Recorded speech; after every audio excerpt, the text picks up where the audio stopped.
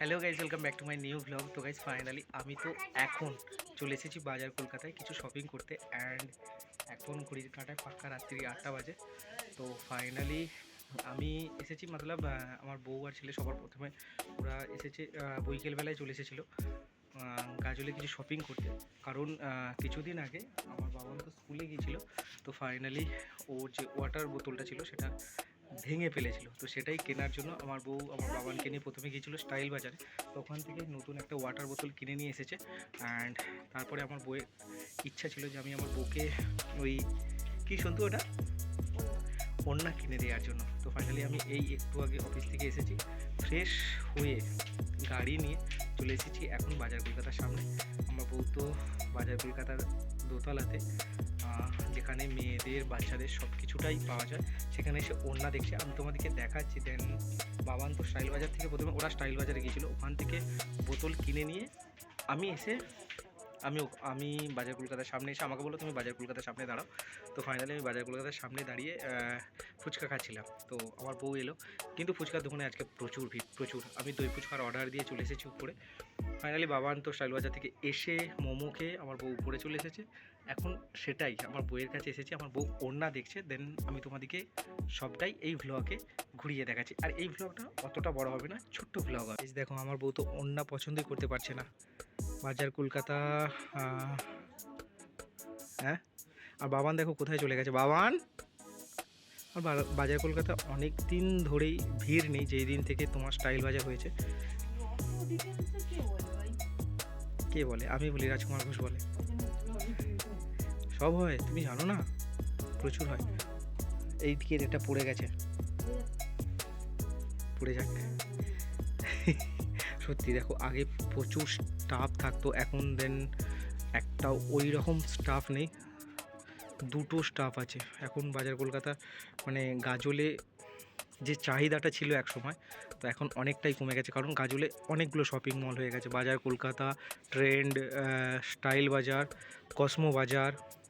একটু কী জামা নেবে বলো? এই যে হোয়াইট কালারের জামাটা কিন্তু আমার খুব পছন্দ হচ্ছে।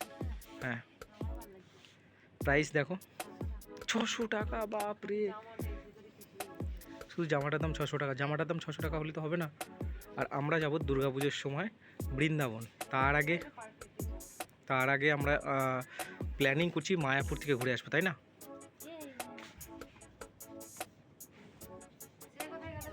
বাবান কোথায় গেল? বাবান, তুমি কোথায় বাবা? এই দেখো বাবান তো, কি করছো তুমি? বাবান এই ওয়াটার বোতলটা স্টাইল বাজার থেকে, স্টাইল বাজার তোমার আন্টি ছিল, স্টাইল বাজার থেকে এই ওয়াটার বোতলটা কিনে নিয়ে এসেছে। দেন ওই বেবিটার সঙ্গে আমার ছেলে খেলছে। তো চলো, আমার বউ এইদিকে দেখো একটার পর একটা জিনিস দেখেই যাচ্ছে, পছন্দ আর হচ্ছে না। খুব দাম না? কদিন থেকেই ভাবছি যে মর্নিংয়ে উঠে একটু এক্সারসাইজ করব, কিন্তু তাড়াতাড়ি ঘুম থেকে উঠে পড়ি, কিন্তু মর্নিংয়েতে অনেকটা কাজ থাকে, সেই জন্য আর হয়ে ওঠেনি।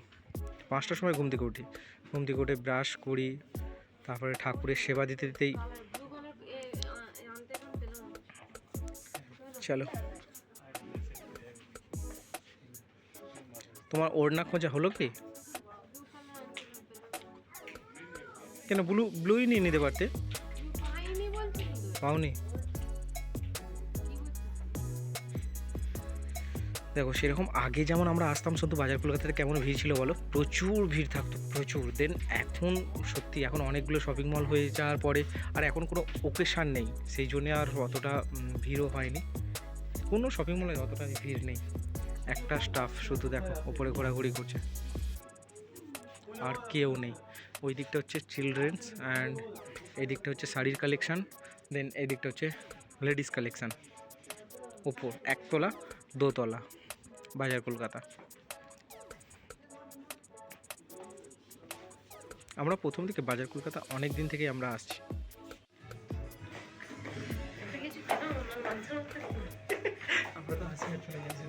পিং করে বেরিয়েছে দেখো, এখন তো ফুচকা খাবো।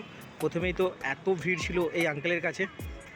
বাজার কলকাতা পাশেই আছে ট্রেন্ড, অ্যান্ড গাজলে তো আরও দুটো শপিং মল আছে, আর এখানে আরও 2-3টে শপিং মল হচ্ছে। দিয়ে দাও দিয়ে দাও দিয়ে দাও। বাবান তো জল খাবার জন্য দেখো কান্নাকাটি করছে, আর আমরা এখানে তো এই আঙ্কেলের কাছে দই ফুচকা অর্ডার দিয়ে, আমি প্রথমে এসে 10 টাকার ফুচকা খেয়ে নিয়েছি, 10 টাকার এখন 5 টাকা। হ্যাঁ বাবা, বেশিটা জল কি করে খাবে তুমি? মা তোমাকে দেয়নি? ওই বোতলে দিয়ে দিতে বলো।